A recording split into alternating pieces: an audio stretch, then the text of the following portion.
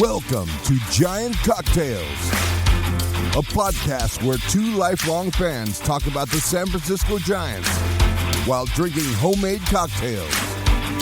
Now, here are your hosts, Ben and Matthew Henry.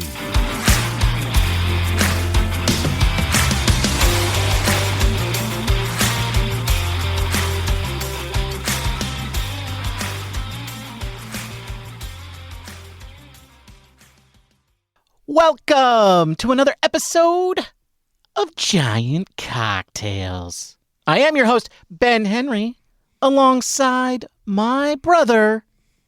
He's all that and a bag of chips, Matthew Henry. How you doing, Matthew?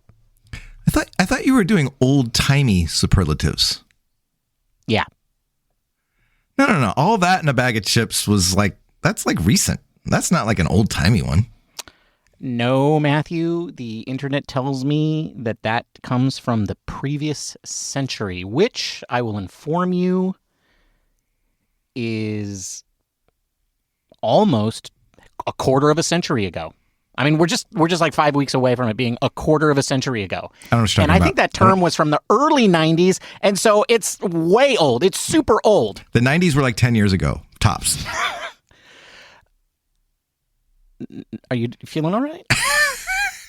You okay? I don't know why all of a sudden you had to go there. Wait, and pick a phrase from our formative years to be all timey. I don't we were talking about like elephants and stuff before, and now all of a sudden it's all that in a bag of chips. I remember saying that. Yeah, you were butter upon bacon, you're bang up the elephant, and you're all that in a bag of chips. Those are all old timey sayings. I hate you.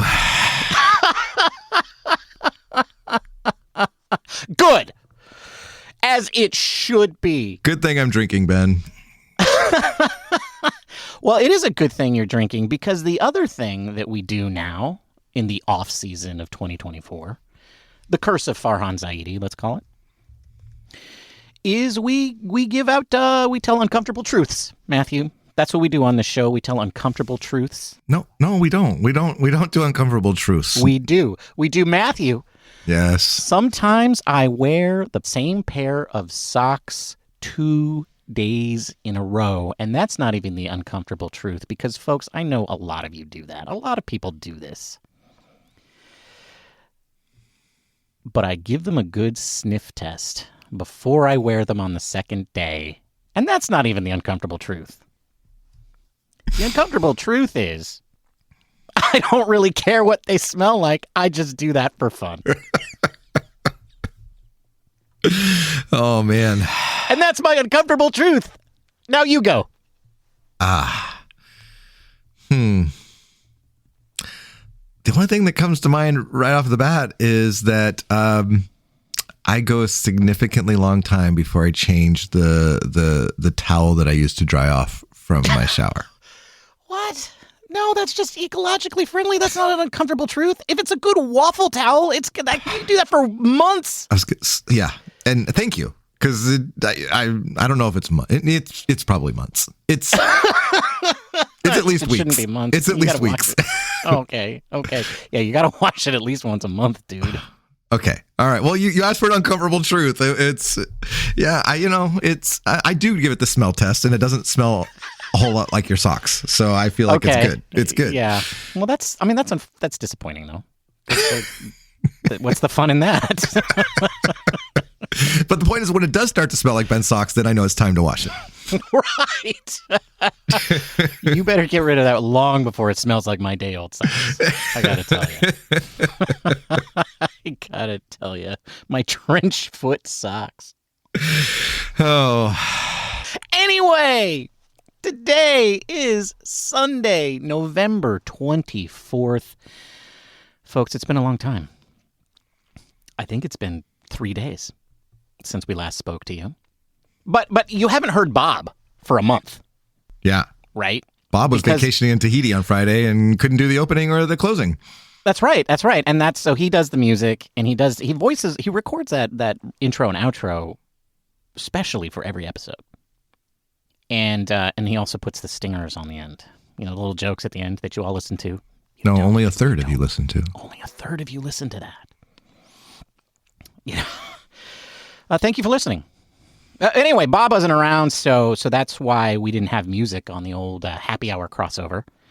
That is the reason I'm going with, and I'm sticking with it. The reason I'm going with is that Ben edited the show. Yeah, apparently, folks, I can only make 1.5 podcasts at a time. Oh, that ADHD is a bitch.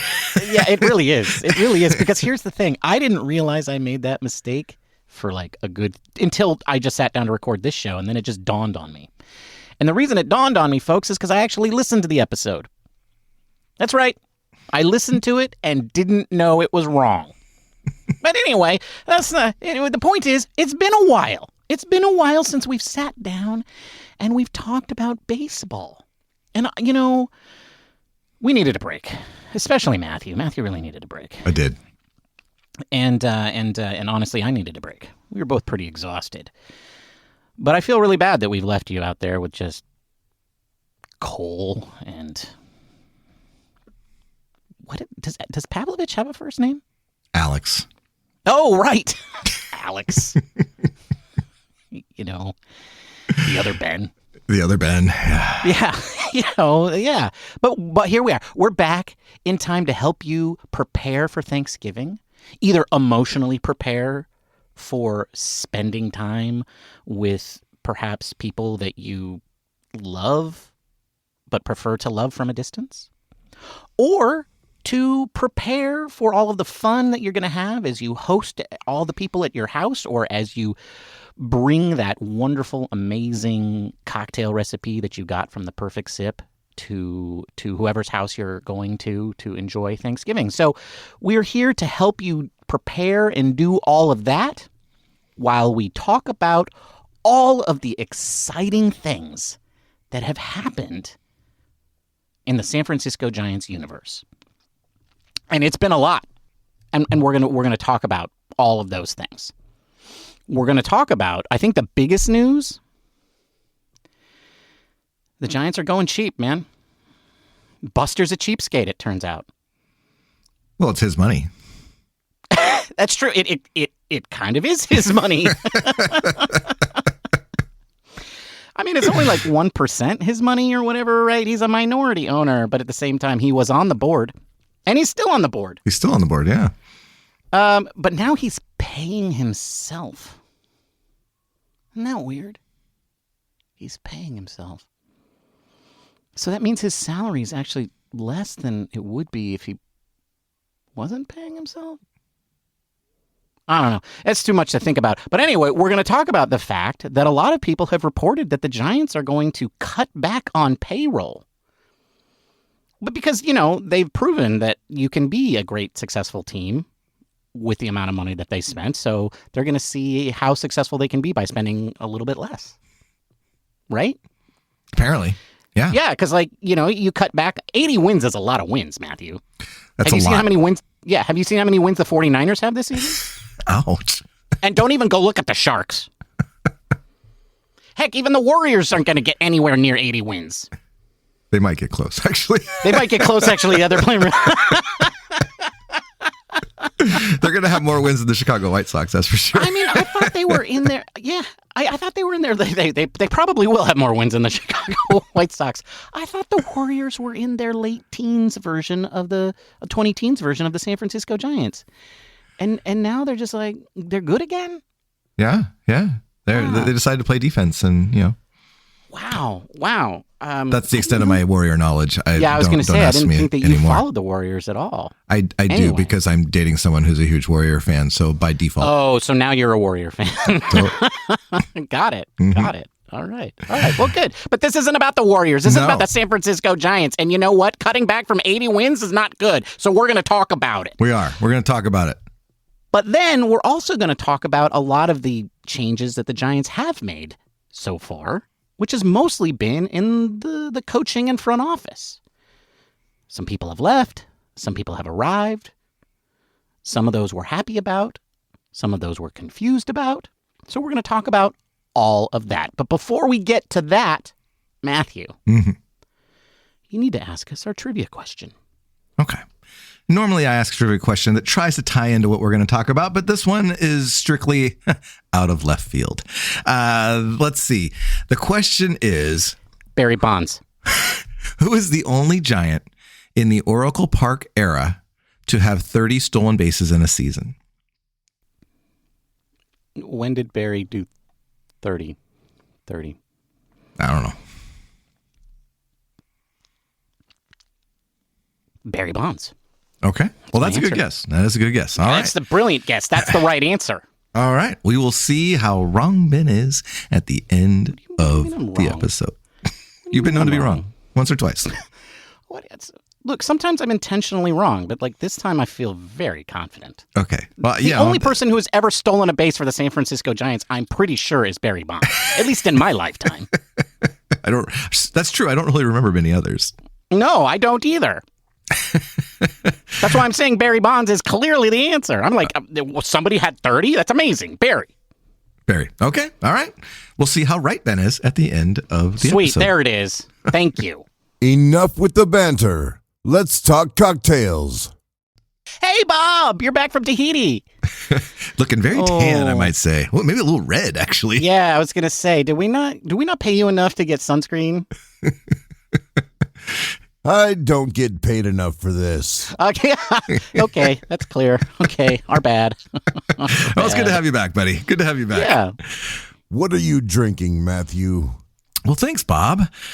I'm drinking a cocktail that I found on the internet called Boukman Daiquiri. And the drink is named for Boukman Daiquiri, a Haitian priest who started a slave revolt in 1791. Now, that revolt was ultimately successful, but not before Duddy lost his head. So that's not funny. Heads off to Duddy. I mean, we just let's pour one out for Duddy because he. Yeah, I was gonna say no. Don't say hats off. Don't say no. Just no. Yeah, we'll pour one out. We'll pour one out for Duddy. Wait. Yeah. Wait. Let me get the 10-year-old the 10 years ago lingo. And let's get an F in chat for old Duddy. Oh, an F in chat. I haven't heard that one in a long time. Yeah, it's kind of old. I don't know what they say. It's an old timey slogan. That is old timey. It is old timey. It's like all that in a bag of chips. Exactly. Yeah. All right. Well, what's in a Boukman daiquiri? Well, 1.5 ounces of white rum. It's a daiquiri after all. 1/2 ounce of cognac. 3/4 ounces of lime juice, and 3/4 ounces of cinnamon syrup.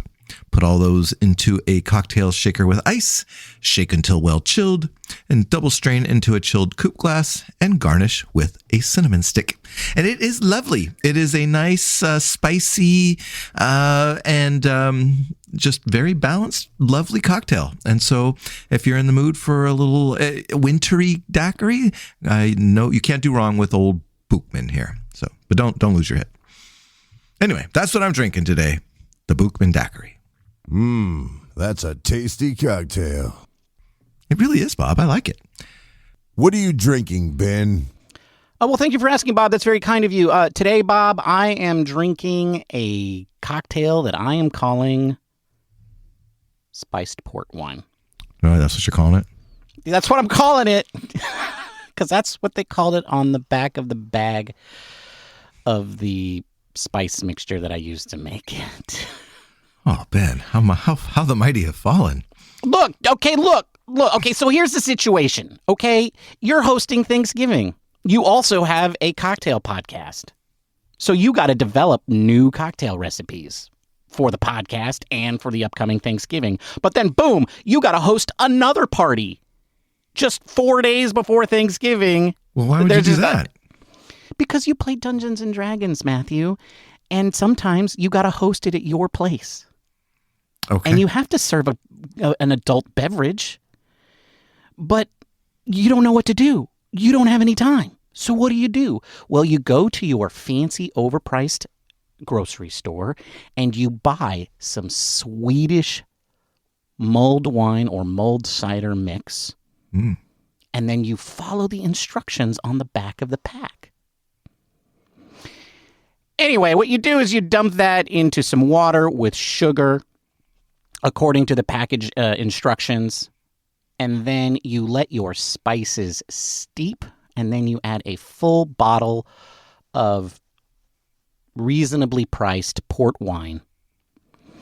And you let that come to temperature, warm up, but don't let it boil because that'll boil off your alcohol. But folks, if that does happen accidentally, you just top that off with a little vodka, which is what I did today. So really, folks, what you can do is you can take any mulled cider mixture that you have or that you develop yourself and steep that in some boiling water and sugar for about an hour, and then mix in a bottle of port and let that heat up. And then you have a very lovely spiced port wine that is going to be extra sweet, just how I like it, and extra comforting. And it's really easy to make, and it makes everybody happy and feel like it's fancy when it really isn't. Super easy to make when you need to make something super easy. And so that's what I'm drinking today. Spiced port wine. That's a tasty cocktail. Bob, it's not a cocktail. Bob, it's not. It's not a cocktail. What are you talking about? It's not a cocktail. Listen, it has like 300 ingredients in it. Okay. All right. Fair enough. It's a cocktail. Okay. And I added 3 of them. I added the port wine. I added the water. I added the sugar. And I put 2 shots of vodka in here. Where'd you get the packet at? Whole Paycheck? Market Hall in Oakland. Oh yeah, there's a bougie place. Okay. Yeah, it's pretty bougie. Okay. Well, you know who's not shopping there? No, I don't. Buster Posey. Buster Posey. No, he's cutting back. Yeah, he's at Grocery Outlet. Come on, you know. Yes. At best, he's at Costco. That's clear. He might splurge. He might splurge on a little Costco run. Yeah, but definitely not at the bougie, boutique. We should have known. We should have known. He seems like a guy who takes care of his finances. That's right. Well, okay, so yeah, he came out and said Baggerly wrote this article. They're gonna, their payroll's gonna be reduced this year. I have a question for you, Ben. How does reducing payroll make this team better? I refuse to believe that this is true. I think Baggerly is an idiot. Okay, he's been right more than he's been wrong, dude. Yeah, you know what? And he's also so nice, and he came on our show. So Andrew, I hope you know I say that just to make people laugh. That's right, because Baggerly, if you're listening, and we know you're not, but if you were, if I had to choose between you and Ben, you'd be my co-host. Straight up. I think that makes perfect sense. I agree. Matthew should make yes. Because he would definitely hook me up with a bottle of Nespolino. So yeah, that's true. So well, okay. I mean, look, Baggerly was right when it came down to the whole situation with Farhan Zaidi, right? And there was even a rebuttal written by Susan Slusser in the Chronicle, and we saw who was right in all of that. So I have to believe that this is true. The Giants are cutting back on their payroll. How does it make the team better? Well, so many ways, Matthew. But there's one name that I want to say. Okay, who? Michael Conforto. Okay, all right. Get rid of Michael Conforto and the team gets better. Yes.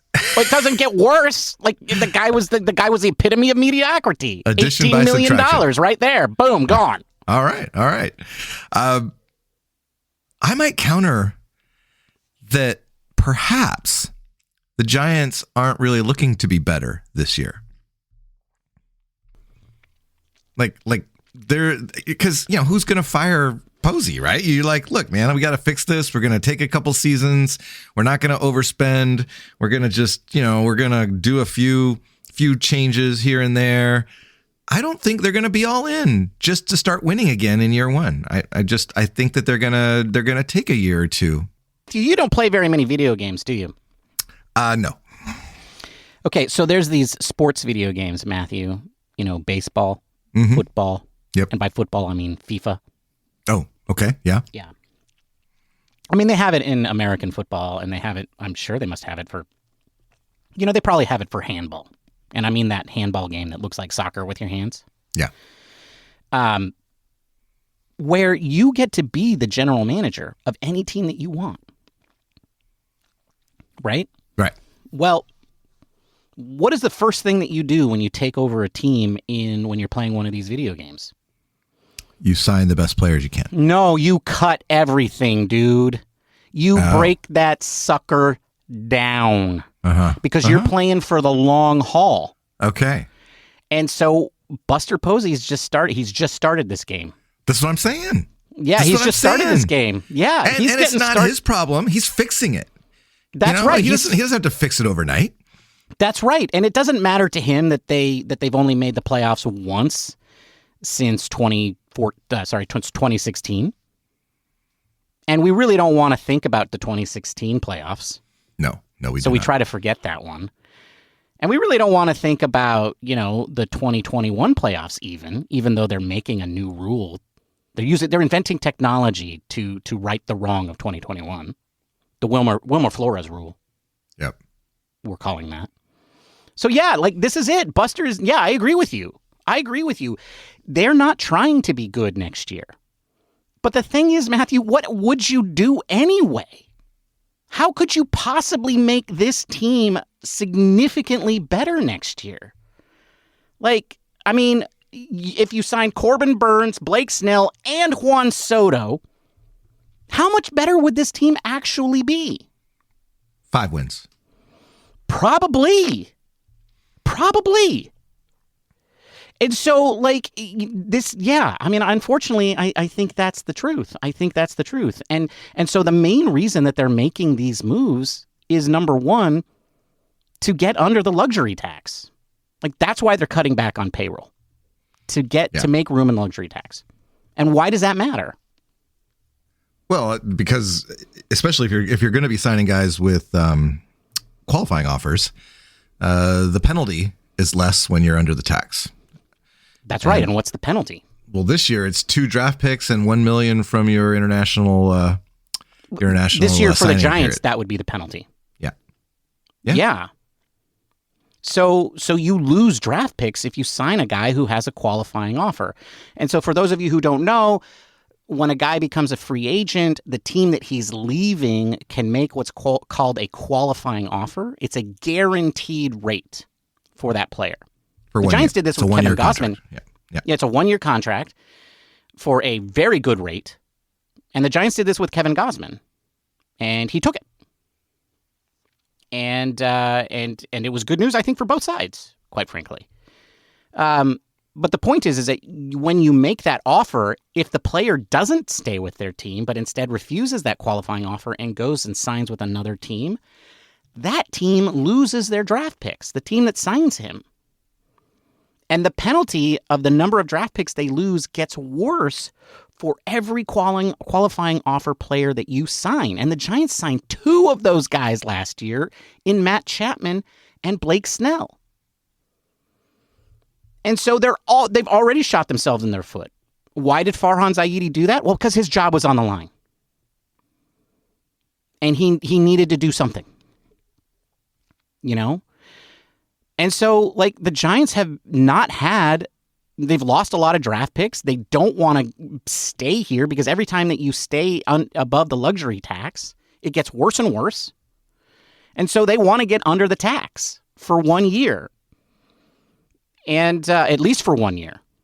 So that's the main thing. And quite frankly, I agree with it.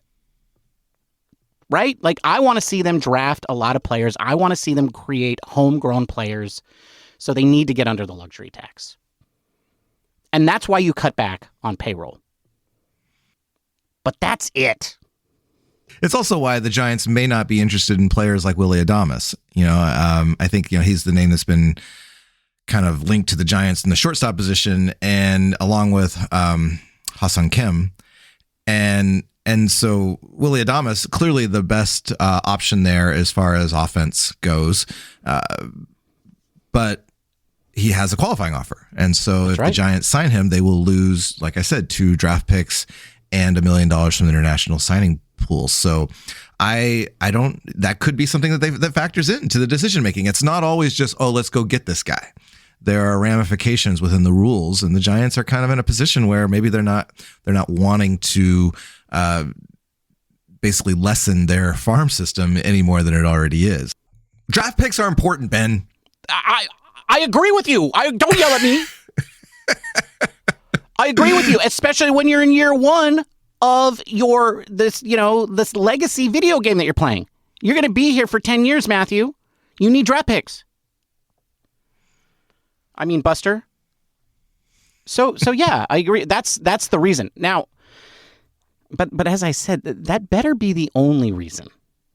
That's really the only reason to lower payroll for the San Francisco Giants. Right. It shouldn't be a money issue. No, it shouldn't be. Okay? Like, and I want to talk about this because, like, this money stuff, like,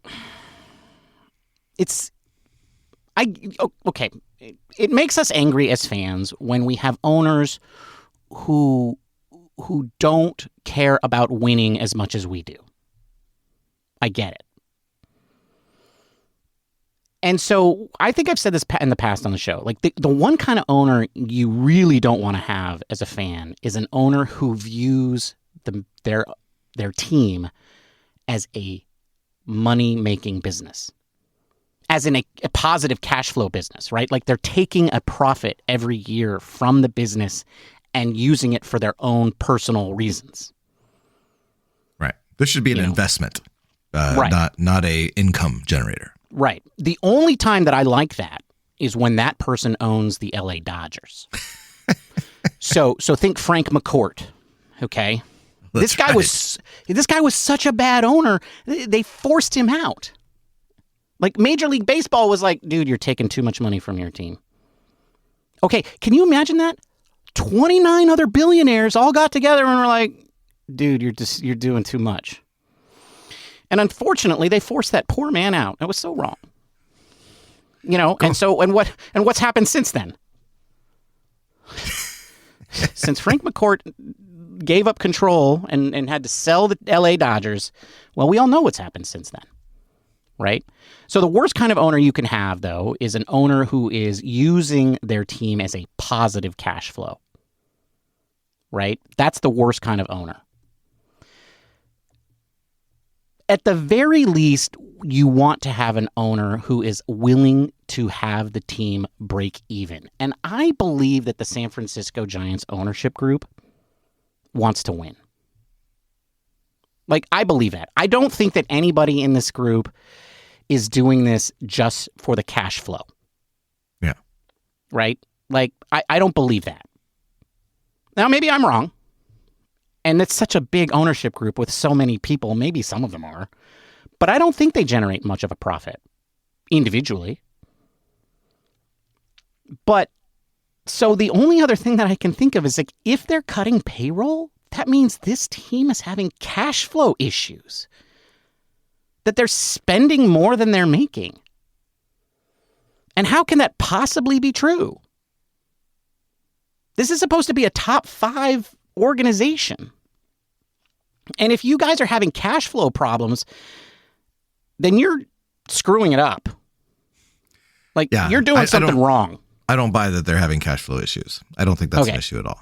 So you think it's just about getting under the tax. So they should just be like 1 penny under the tax. And if they're any more than that, then that's an indication that they're bad business people. Yes.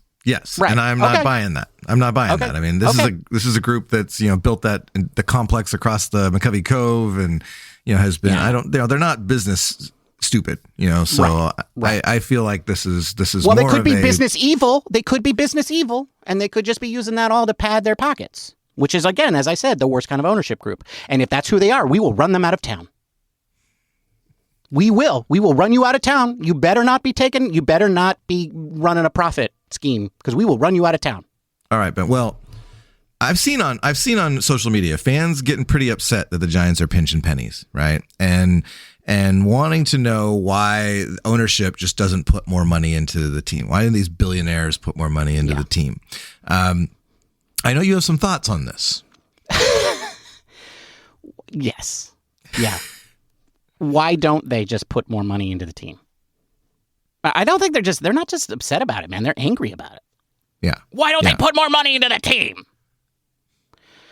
Well, so first of all, I find that actually to be a little bit off-putting, quite frankly. Because let's break this down for a moment. You want this other person who you don't know to spend their own money that you know nothing about. Like, you don't know what their cash flow situation is. You don't know, like, this is $1 billion enterprise. You don't know how leveraged they are to even be part of this. You want those people to spend their own personal money for your entertainment. And you're mad that they aren't. Right. And I think gone are the days where you had like a George Steinbrenner where it was like his own, like, you know, his own kingdom, and he had his own money and he was just throwing it into his team because it was his favorite hobby and he wanted to do something about it. Now, the Giants especially are a group of owners. There's not just one guy. Well, right? I don't know that those days are gone, Matthew, but we're not Mets fans. Okay. Well, Mets, even Steve Cohen doesn't own the entire team. Right. But he owns the majority. He owns more than 50%. Yeah. And that's a key point, right? The San Francisco Giants ownership group, there's nobody in that group who owns more than 50%. Now, to be clear, there is a limited liability company that owns the San Francisco Giants. That company is owned by a consortium of individuals and organizations, some of which are also businesses. They all collectively together own that business, which owns the San Francisco Giants. The biggest entity in that group is Charles Johnson. He owns 26% of the San Francisco Giants. Charles doesn't even make, though, the day-to-day decisions for that ownership anymore. His son Greg does. Greg is the chairman of the board. He is the person that Major League Baseball recognized as the quote-unquote owner because Major League Baseball rules stipulate that there has to be one person who can make all of the decisions for the team. One single individual. And for the San Francisco Giants, that is the chairman of their board, and right now, that is Greg Johnson, who is representing his father's ownership, which is 26%. Okay, this is all really complicated, but what happens if somebody wants to go put money into the San Francisco Giants? Let's say Greg or Charles decides they do want to give the San Francisco Giants more money so they can go sign Juan Soto. Can they just do that? Can they just dump money into the San Francisco Giants? No. Because then that would lessen the ownership of the other owners. That's right. So their investments would be hurt. That's right.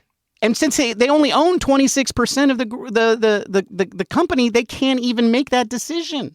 The rest of the owners have to all get together, and whatever their operating agreement is, they have to pass that threshold and approve that input of cash. So the answer is they can't.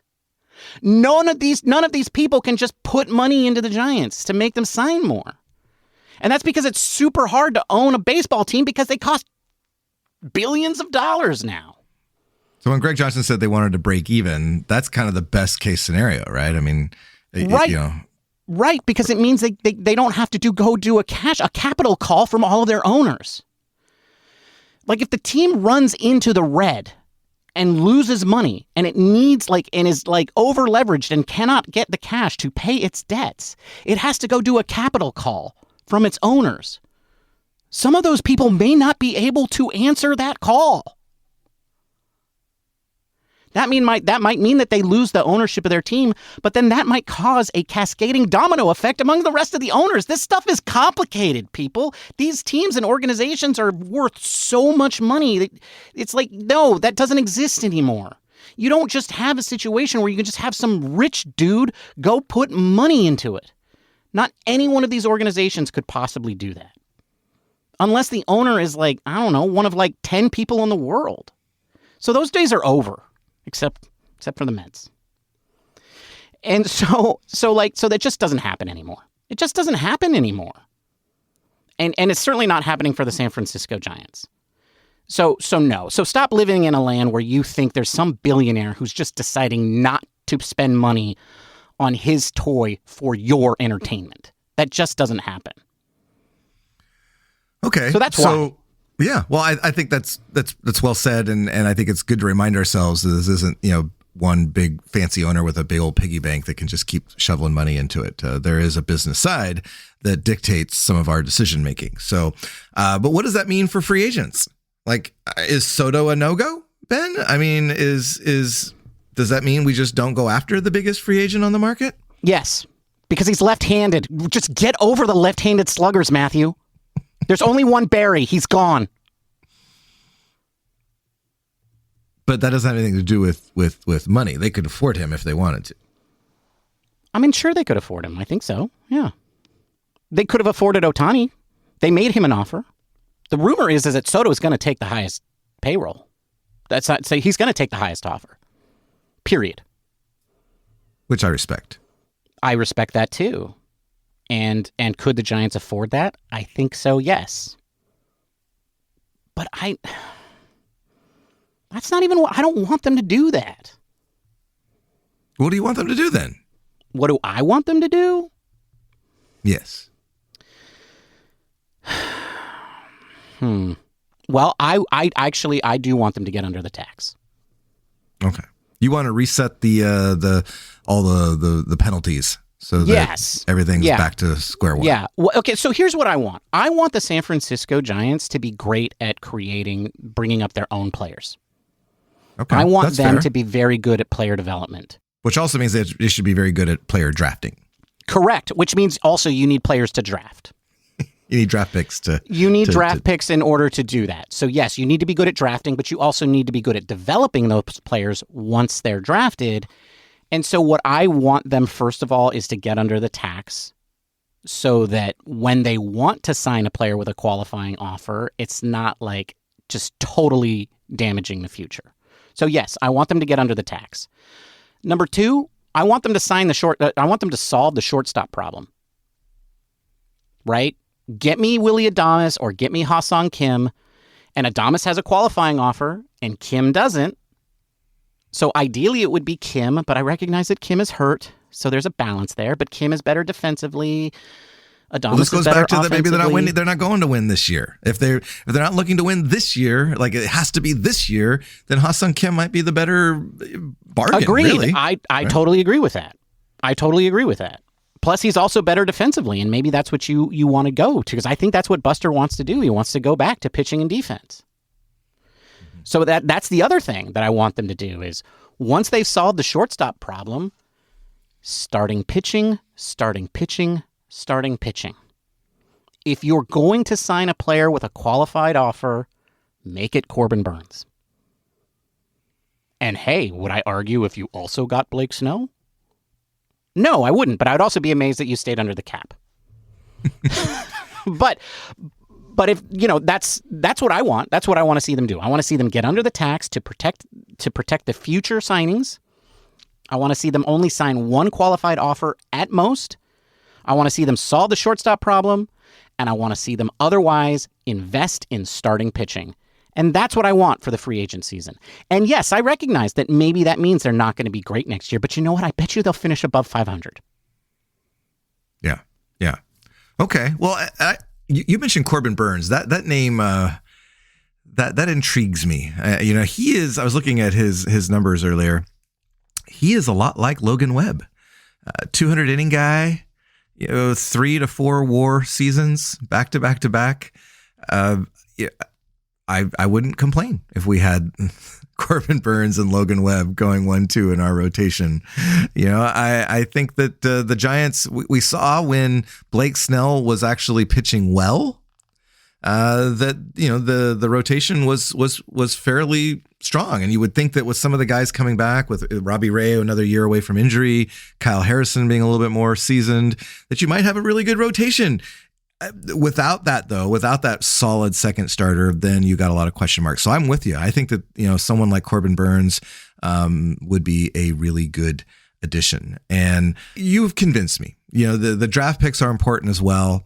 And we're looking for long haul, right? We want to be a perennial contender.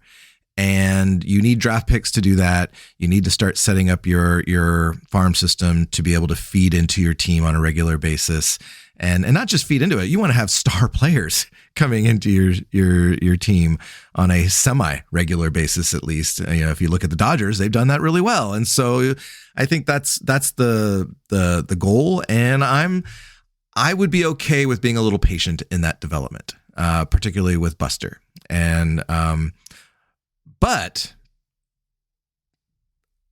Ben, is Randy Wynn the guy that's going to get those players to the major leagues? As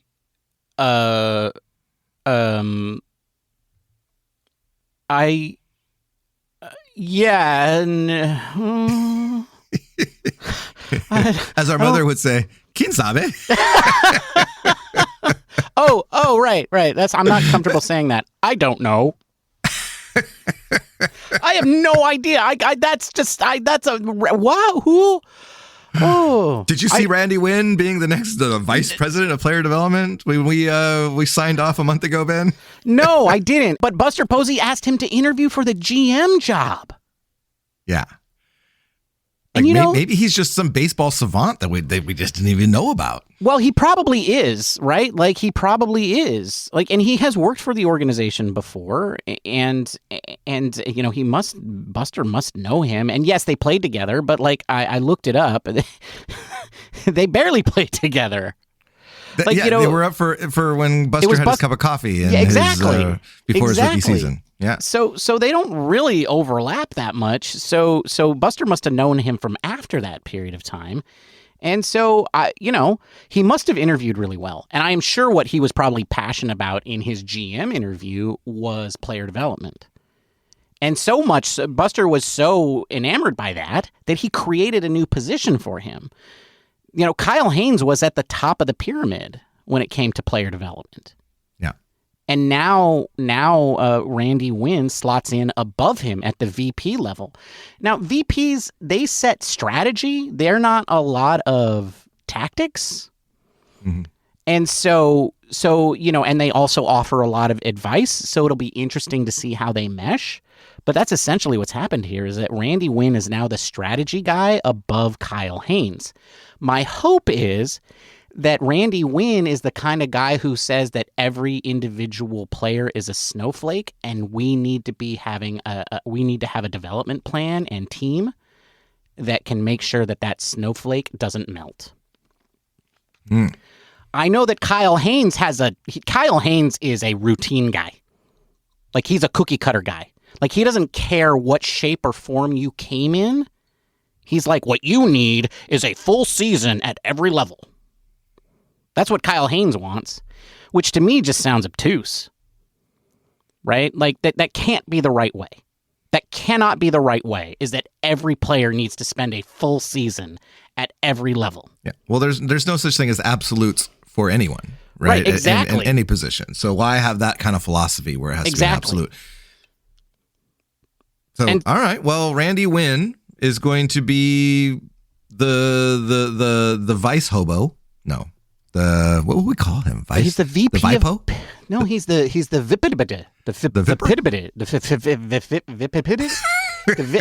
vipid, which is better than being vapid. The vipodi. The vipod. Bipod? Okay, so first of all, there's lots of vice presidents, Matthew. There's only one president, but there's lots of vice presidents. I know. They hand those titles out like candy. Right. So he's not like second in command. Okay. All right. It's not like the president of the United States or vice president. Yeah, no. He's like part of the cabinet. Okay. Yeah. And he's in charge of player development. I just wonder, like, how much are we going to know the impact of these types of hires, like Randy Wynn, and subsequently, like, you've got a lot of guys that, I mean, all these guys are getting promoted from within. Mm-hmm. I feel like we're never going to really understand kind of the impact of these hires in a way that maybe the fan can digest. It will be either just they win or they don't, right? Or they're developing great players or they're not. If they win a World Series 5 years from now, Matthew, we'll know. Okay, so that's the barometer. I mean, that's the barometer for Randy Wynn. Yeah. Yeah. Mm-hmm.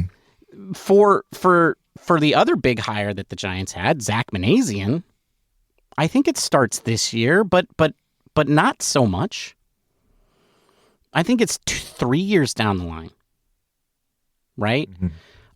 Look, if the Giants are good next year in 2025 or 2026 or even 2027. Is that really the current regime's? No, that's Farhan Zaidi. Yeah, right, that's Farhan Zaidi. Let's face it. Like, if the Giants are good in 2025, I guess it depends on who the great players are. But let's say Robbie Ray comes out and is like wins another Cy Young, and he's backed up by a great core of starting pitchers, like, I don't know, Hayden Birdsong and Mason Black and Carson Wisenhunt. Like, if those guys are the guys that lead the Giants to the playoffs, then yeah, that's on Farhan Zaidi. So you won't know for like 3 or 4 seasons at the soonest for these guys. For some of them.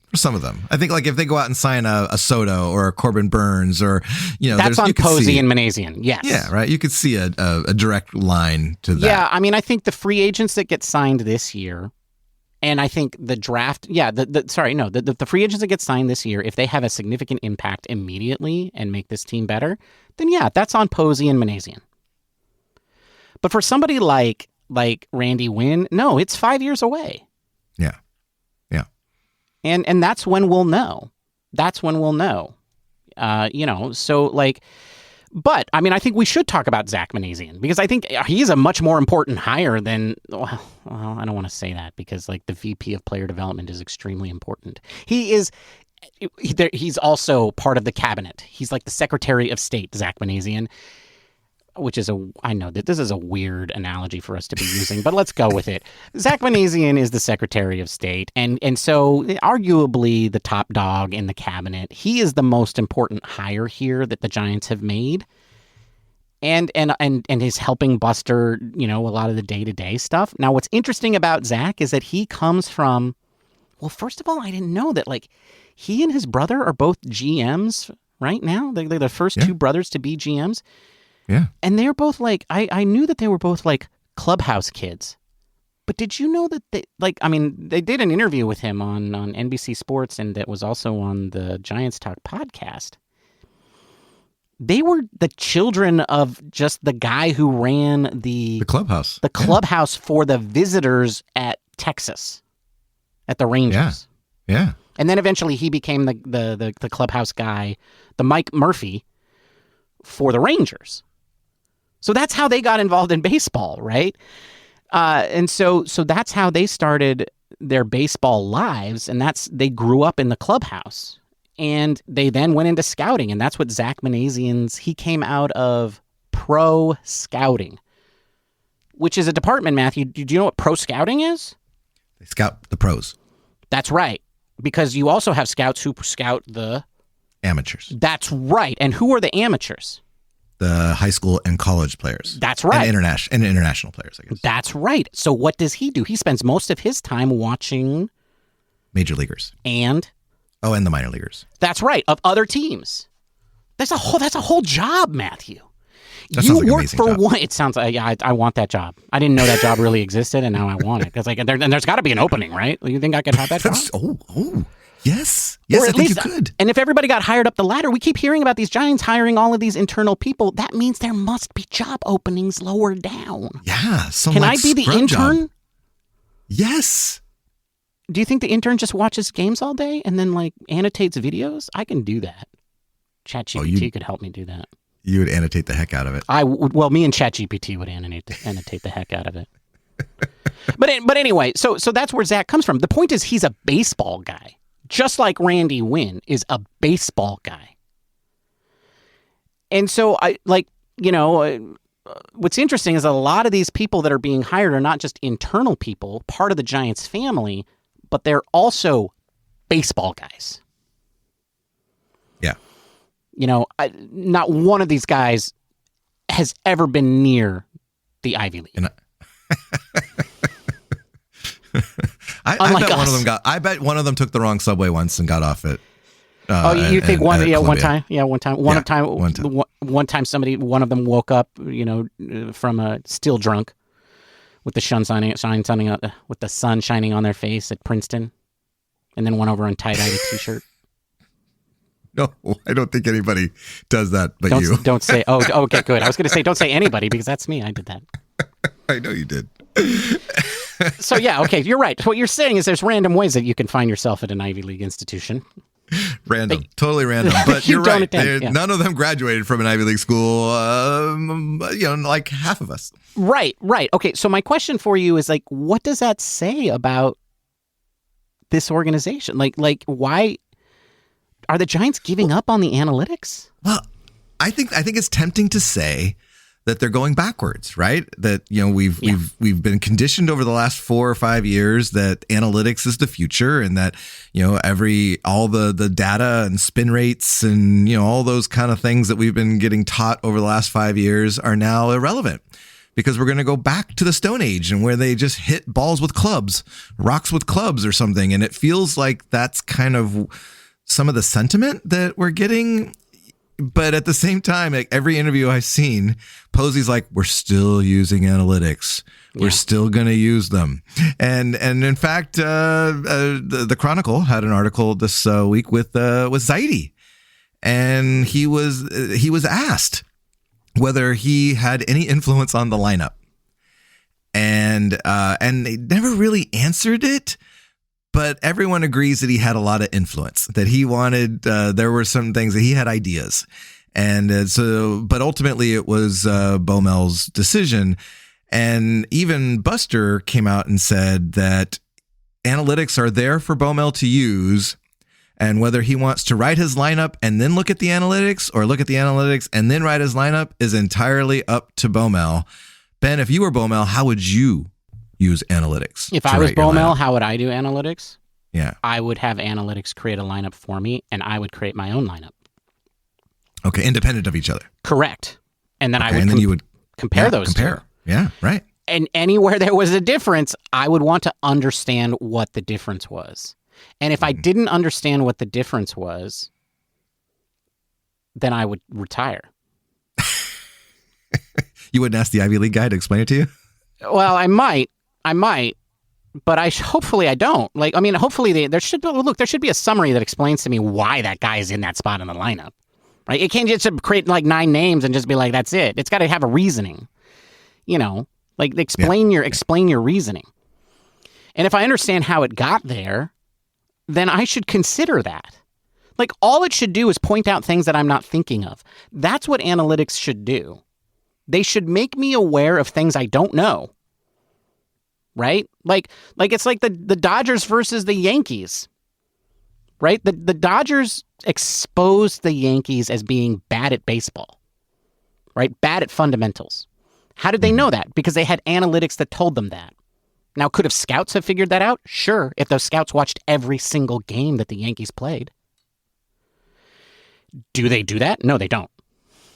So the Dodgers had information, analytical data, and then they showed that to their team, and their team was like, oh yeah, that all makes perfect sense.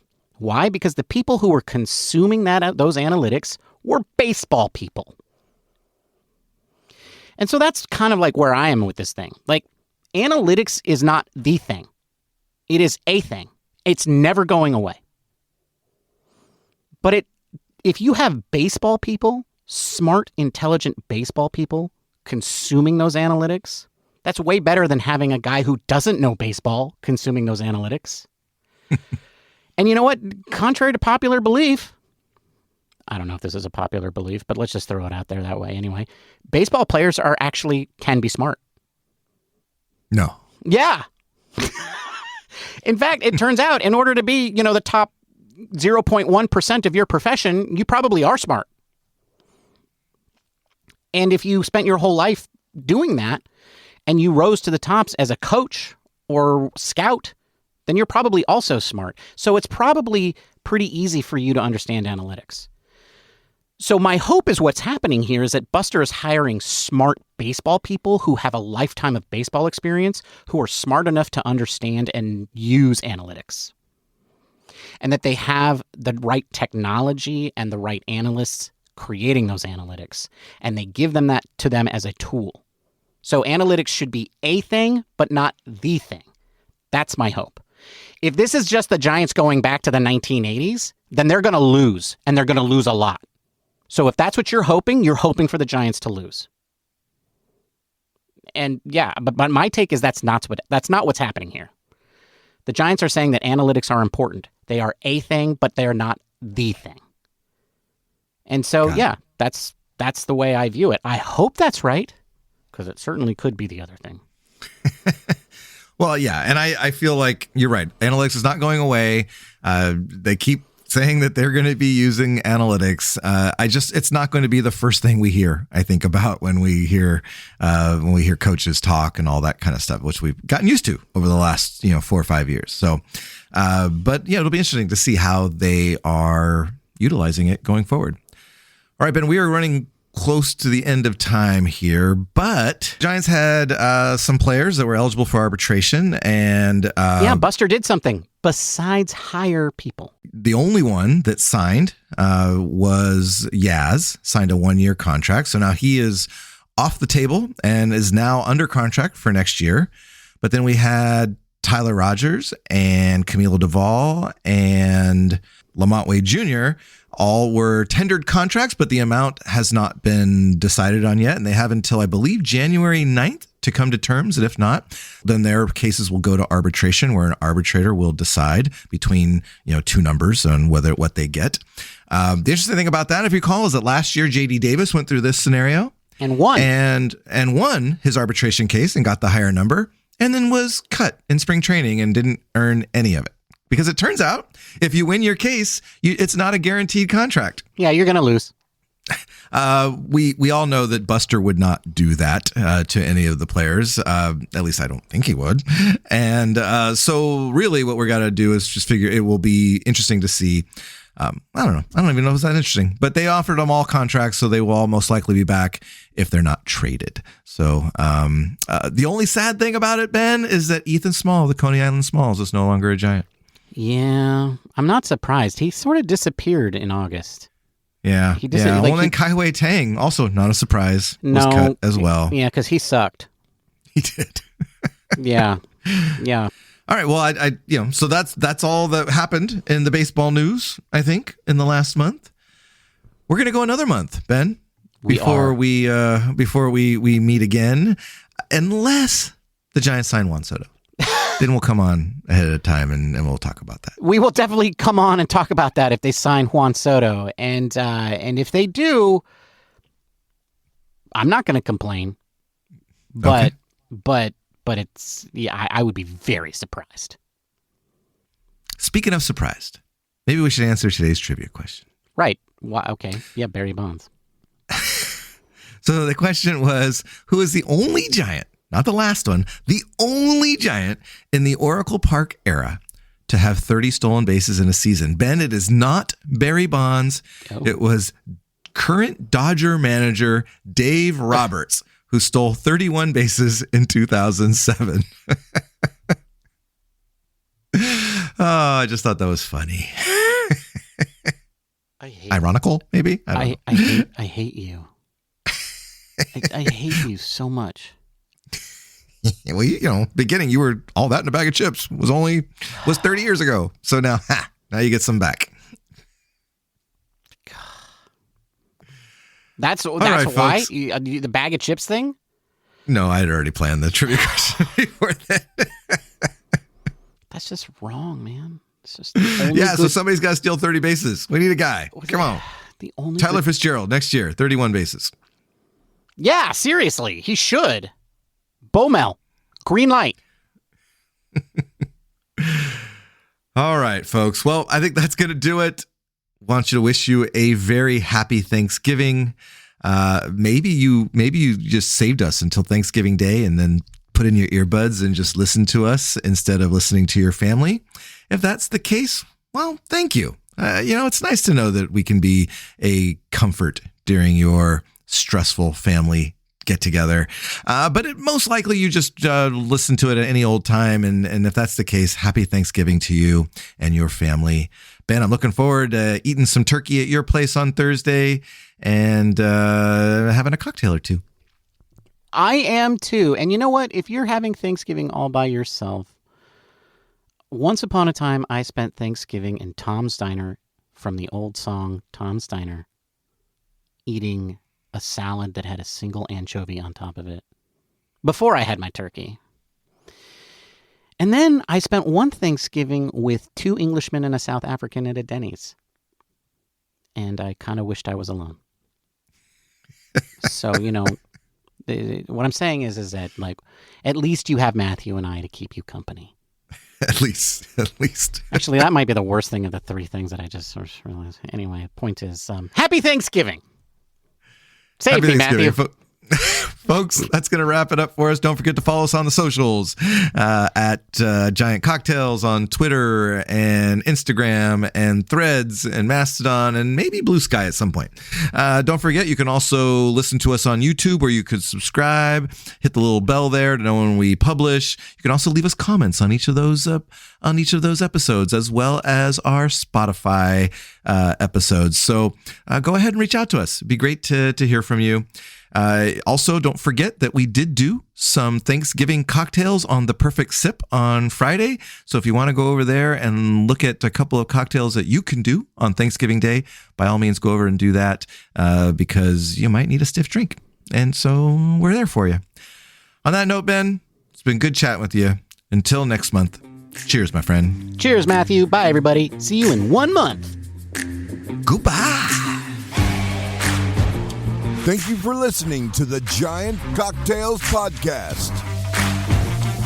Until next time, bottoms up.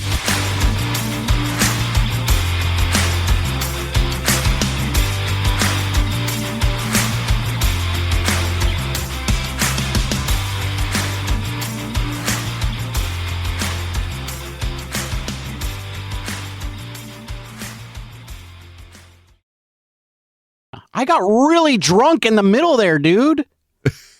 Like that was like 1/3 in all of a sudden, and now I'm fine. I'm good again.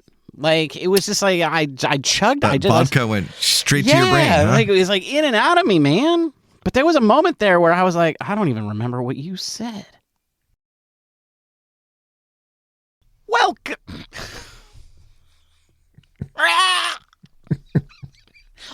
Couldn't tell if you blew out your mic or I just didn't hear you. It was like you're out of practice. I am. Even my vocal cords are like, whoa, what are you doing there? Okay. All of the vodka sank to the bottom of my port, and I just slammed it because it was getting the last couple cool. swallows. Yeah, and it's like nice and sweet down there, and I was like, I'm just gonna finish this off, and I just shot that, and I'm like, it's hitting me right now, and I am having a hard time remembering what you even just said.